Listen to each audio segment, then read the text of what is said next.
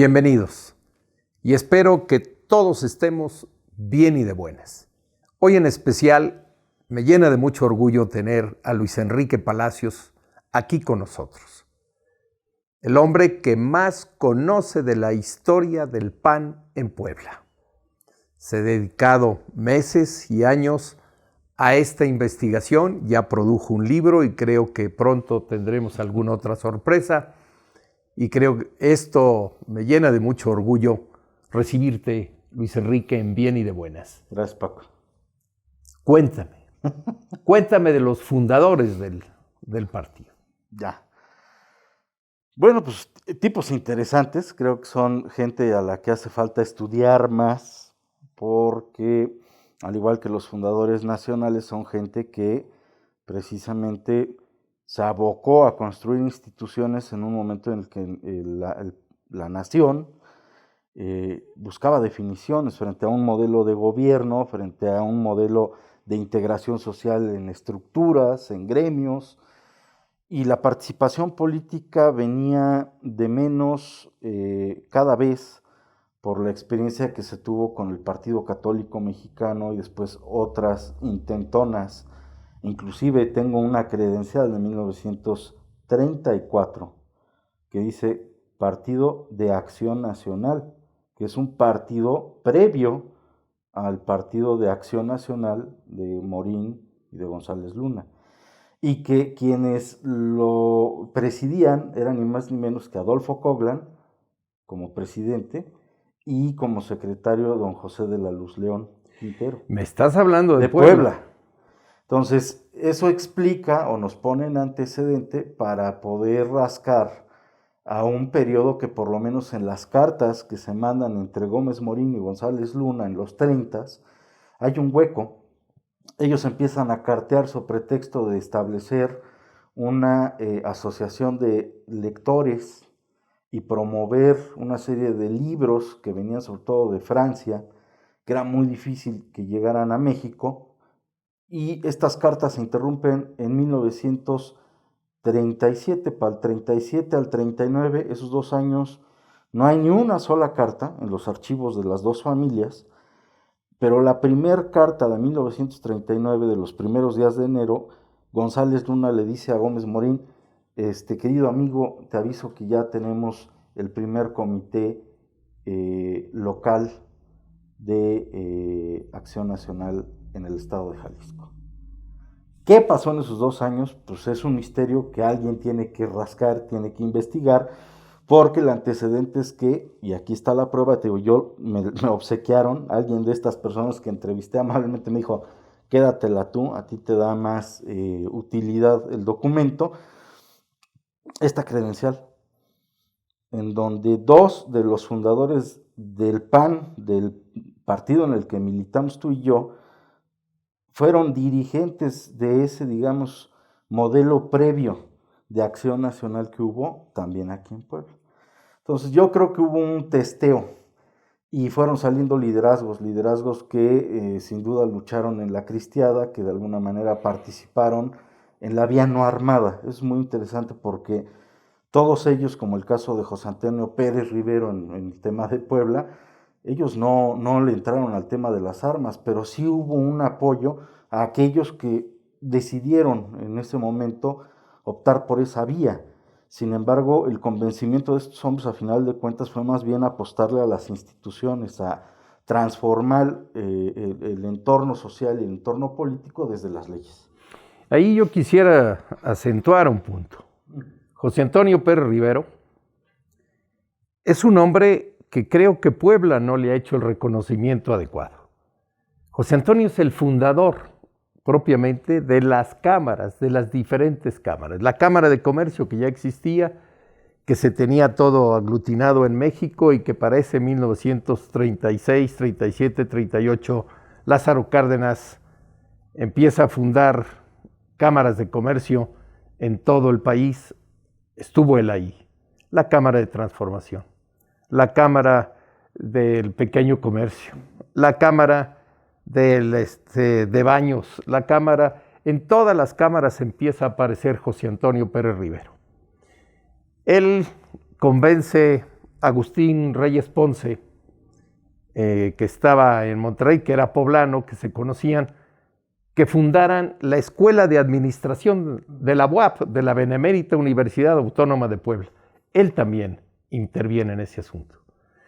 Y yo siempre he tenido una curiosidad. A mí me parece que José Antonio fue el motor de la creación del Partido Acción Nacional en Puebla, inicialmente, con Coghlan, con De la Luz. Ellos hacen un triunvirato y se lanzan a la fundación del partido, sin recursos, sin posibilidades reales de ir a una contienda con fuerza. Sin embargo, con el corazón puesto por delante, iniciaron esa campaña. Sí, claro. Fue un tema no solo de idealismo, sino además de buscar darle una solución, te digo, a cómo no volvemos a caer en otra cristiada, a cómo no volvemos a derramar sangre, porque la apuesta de estos hombres, que yo lo abriría a más. Fíjate, hay personajes bien interesantes, porque al PAN siempre se nos ha acusado del partido de los mochos, de la iglesia, del no sé qué. Sí, hay una semilla, efectivamente, de este pensamiento cristiano, católico, particularmente por la época y las condiciones del país y después de la salida, sobre todo de la segunda cristiada. Pero hay hombres como a nivel nacional, Aquiles Elorduy, o aquí en Puebla, del doctor Domingo Coguo. Sí, claro. Que no solamente no eran católicos, eran comecuras. ¿Qué demonios hacía un hombre como Domingo Coguo apoyando? Él preside el comité embrionario en enero y febrero de 39 para la constitución de Acción Nacional en Puebla. ¿Qué hacía un hombre que en teoría no tendría, muy sencillo, el pensamiento liberal? Las libertades sobre todo, y entre ellas la libertad de decidir qué fe quieres tener.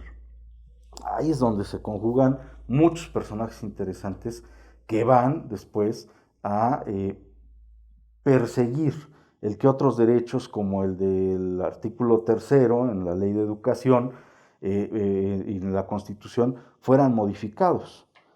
Ese va a ser, digamos, de las primeras peleas históricas de Acción Nacional por los primeros 10 años más o menos. Entonces, sí hay personajes como José Antonio a los que, una, no los hemos conocido a profundidad, dos, no les hemos dado el reconocimiento de lo que han hecho o de lo que hicieron y de lo que hemos heredado, y la otra es qué reflexiones podemos tomar de las circunstancias y de las condiciones en las que ellos decidieron echarse a andar en una aventura como esta.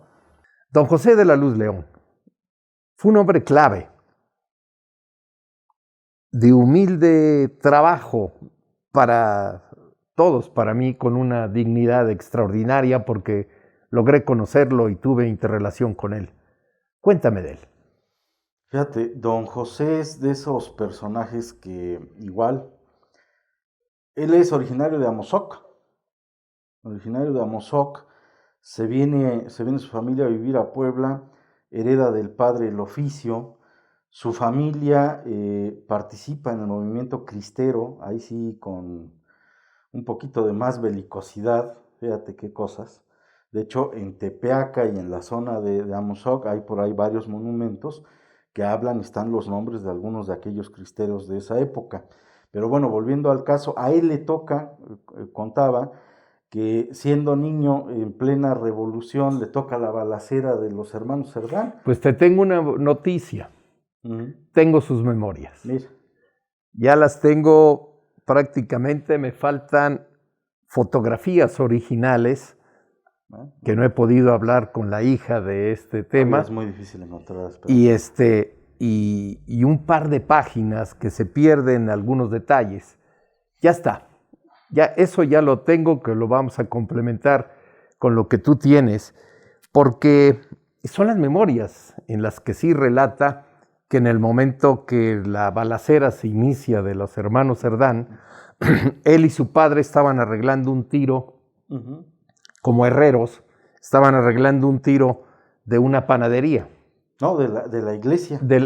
Y les disparan en ese momento, ¿no? Entonces, pero este hombre es clave en el Partido Acción Nacional, Claro. porque es el operador, es el que hace la talacha. Así es, sí. Hay, por ejemplo, documentos donde demuestran la sencillez con que este hombre asumió la responsabilidad de construir a un partido de ceros, ¿no? Hay un documento, por ejemplo, en donde fíjate cómo eran las definiciones.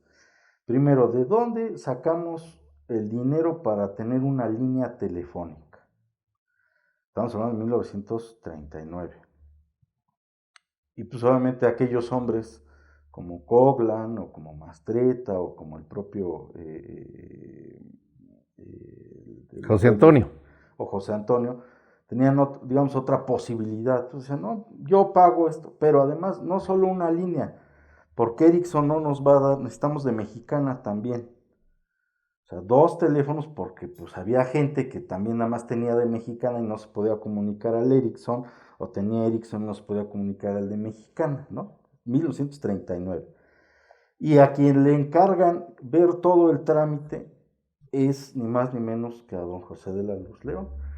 En ese caso, ahí lo logra. En donde no lo logra es, por ejemplo, en que las oficinas del PAN estuvieran en unos locales del Hotel Alhóndiga, o sea, en el pasaje de... En el pasaje. ¿Por qué? Porque cuando se enteran, él hace todo el trámite, pero cuando se enteran que va para hacer para el PAN, el dueño dice, no, vas a meter una bronca aquí con don Maximino, no, si te suelto el local. Y entonces el PAN se tiene que ir a una de las casas de alguno de estos hombres, que no me acuerdo si fue la primera, efectivamente la de Coglan, que fue en Reforma. Y sí, hay testimonios. Un dato que a mí me gustó mucho conocer de él, por ejemplo, es que él también venía de la Acción Católica. A él le toca ser de esos hombres que, igual como don Efraín, Efraín González Luna fue compañero de Anacleto, ni más ni menos, en la Acción Católica.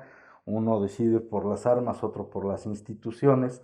En el caso de Puebla, don Pepe era parte de la Acción Católica y relata cosas de cómo quien en su momento los invitó a participar a Acción Nacional desde la Acción Católica fue don Pepe González Torres. Y regresando un poco, ¿quién es Anacleto? Anacleto González Flores ya es beato, según la Iglesia Católica. Seguimos. El segundo paso. Esta es la primera etapa dificilísima, un enfrentamiento directo con gobierno, una casi imposibilidad de decir podemos llegar al gobierno. ¿Qué pasa luego? Pues la transición de quienes ponen la fundación, las ideas, los recursos, a una generación nueva de personas que inclusive venían de otros lados. Aparecen gente como Manuel Higuines, quien será también jefe regional, diputado federal, candidato a gobernador. Él y su familia muy participativos en el caso de Acción Nacional, pero digamos ya es una generación que viene a recoger los frutos de los fundadores y que viene también a adaptarse a un nuevo esquema del partido. Empieza en ese entonces, estamos hablando de finales de los 60 y de los 70, el tema de la definición de si Acción Nacional tenía que pertenecer o no a la democracia cristiana internacional. Ese fue un tema que, por ejemplo, Víctor Manuel Reynoso ha profundizado muy bien en ese primer quiebre, pero es una de las definiciones sobre si Acción Nacional, primero, por sí solo podía o no salir adelante, o necesitaba del apoyo internacional de otras organizaciones en las que compartía pensamiento, filosofía, para poder continuar su derrotero. Gentes como don Luis Hinojosa o el propio... Extraordinario viejo, ¿eh? Extraordinario. De hecho, él va a ser, digamos, un puente entre esa segunda generación en el PAN con ustedes, con los que llegan en los 80s, porque pues ya... Finales de los 70. Ahora sí que ya los agarran cansados, ¿no? Ya también me decía Lupita Hinojosa, porque yo le preguntaba, ¿y cómo era posible que don Luis Hinojosa les cediera, ¿no? En algún momento el paso a estos jóvenes que llegaban a hacerse del partido. Y dice, pues es que lo que platicaba con ellos es, si alguien tiene que hacer la chamba son los jóvenes, y nosotros ya estamos viejos. Y esa era la reflexión y la discusión que me cuenta ella. Había en aquel círculo en donde estaban don Manuel Castillo Miranda, donde estaban algunos de los otros, Taide Samaniego, Lupita de la Torre, don Pedro de la Torre. Así es. Y digo, también es un momento en el cual se van alejando algunas figuras en esa segunda parte, ¿no? No se nos puede olvidar David Bravo y Cide León, Ni su hermano Jesús Bravo. Así es. Son Alejandro Cañedo. Alejandro va a ser el primer diputado de mayoría reconocido y que además acepta la diputación. Estamos hablando de que él y Miguel Fernández del Campo van a ser los primeros dos en ganar una elección de mayoría.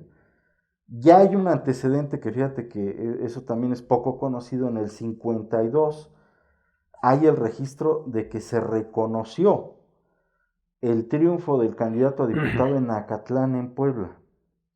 Pero la decisión del PAN a nivel nacional fue no aceptar estas, digamos, concesiones que hacía el gobierno, nada más por la presión política. Hubo algunos militantes del PAN o candidatos del PAN que pues hicieron caso omiso, pero en el caso de Acatlán, digamos, sí se alinearon con el resto del PAN nacional y no aceptaron formar parte de aquella legislatura. ¿Qué elección? Pero estamos hablando de... ¿Qué elección? Porque ser diputado en ese tiempo, incluso por Acatlán, recibía también un dinero por ser diputado, tenía un fuero, y en ese momento el fuero sí tenía una razón de ser. Y renunciar porque el partido se lo pide fue muy generoso. Sí. Hay opiniones, como en todo, que también es la otra cosa que siempre destaco del PAN. Aquí no hay uniformidades, Aquí claro más que bien no. Hay unidad en torno, inclusive hasta en las discrepancias, ¿no? Alguien me hizo favor de acercarme a un documento de aquel año, donde precisamente gente de Acatlán le piden al CEN que repiense, que revalore el tema de que participe o no participe esta persona. Pero bueno, así se va construyendo la historia. Aparece un papel nuevo y se va completando el cuadro, ¿no? Esa parte de la transición para mí siempre fue, porque ya me tocó el contacto con ellos, yo siempre dije que era como si estuviera una estufa y ellos fueran el piloto. Es decir, sabíamos que había gas, sabía que había esto, pero faltaba prender las hornillas literalmente. Esto no quiere decir que estos hombres no hicieran un esfuerzo extraordinario de campañas y de esfuerzos con unos cuantos pesos y con unas cuantas personas más, y se lograba convencer a las personas de votar por el Partido Acción Nacional. ¿Qué pasa luego? Pues viene la evolución lo que pasa es que primero, la democracia no es estática. Claro. Se va moviendo conforme se mueve la gente y su forma de pensar. Y dos, la evolución en el caso mexicano del sistema político nos ha ido permitiendo que vayamos de alguna manera consolidando nuevos mecanismos para integrar los procesos con los que se renuevan las autoridades. Para los años 80, que es cuando ustedes llegan a Acción Nacional, pues obviamente entendieron que en el PAN pues, ganaba el que tenía más afiliados y hicieron su chamba. Y lo reconocen muy bien, además ellos, en el caso de Lupita Hinojosa me lo dice, si estos muchachos fueron capaces de afiliar tanta gente y de traerla físicamente a una asamblea y ganarnos, son capaces de poder dirigir al partido, ¿no? Eso, por ejemplo, a mí me dejó una luz muy clara de que ellos entendieron que también ya no era su momento. O sea, Ahí viene una renovación dentro del partido que pudo haber sido tal vez menos cruenta, a opinión de muchos, pero pues así se dan las cosas. Ahora, lo que sí sucede es que a partir de ese momento las campañas toman otro giro. 88, el caso del Maquío va a ser el ejemplo, y a partir de ahí vendrán otra serie de cosas que también van obligando a que el partido tenga otra talla. Nosotros tendremos el primer triunfo, vamos a decirlo así, importante en el 95, con la Diputación Extraordinaria en Atlisco y con la capital en Puebla, con Gabriel Hinojosa, hijo de Luis. Creo que ahí es donde se abre el botón. O sea, esa plantita, esa semilla que creció y que poco a poco fue madurando, tuvo un botón en los 70s con los primeros triunfos, pero su apertura o digamos su esplendor lo da precisamente en las últimas 2 décadas del siglo pasado. Ya lo que hoy vemos pues, son los frutos y que son pues, dignos de otro análisis, porque hoy más que nada pues, la sociedad nos exige, creo, al PAN, que estemos atentos a sus demandas, ¿no? ¿Qué le recomendarías al PAN actual? ¿Qué le recomendaría al PAN actual? Me parece que el PAN tiene que recuperar para sí mismos la dignidad que les fue heredada de todos estos personajes que nos han dado esta historia, y reconocer y recordar que somos un instrumento de la ciudadanía. ¿Somos ciudadanos? Sí, no dejamos de serlo por militar en un partido político, pero como aquel que está trabajando en un taller a veces se intoxica por su propio, la polución con lo que trabaja, y es importante escuchar a los ciudadanos que a final de cuentas para ellos fue hecho este instrumento, ¿no? Hay que volver a ser un partido de ciudadanos, volver a invitar a muchos a militar con nosotros. Pues esto es Bien y de Buenas y los invito a seguirnos en las redes. Muchísimas gracias.